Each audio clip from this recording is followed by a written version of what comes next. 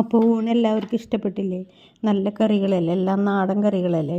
മുരിങ്ങക്കായും ഇരുമ്പമ്പുളിയും പരിപ്പും അതുപോലെ തന്നെ ഗ്രീൻ ബീൻസ് വെച്ചിട്ടുണ്ട്, കായ തോരൻ വെച്ചിട്ടുണ്ട്, അതുപോലെ തന്നെ നല്ല നാടൻ മുള്ളം വറുത്തതും തേങ്ങാ ചമ്മന്തിയും കൂട്ടിയിട്ട് നമുക്ക് ഊണ് കഴിക്കാൻ എന്ത് ടേസ്റ്റ് ആയിരിക്കും അല്ലേ.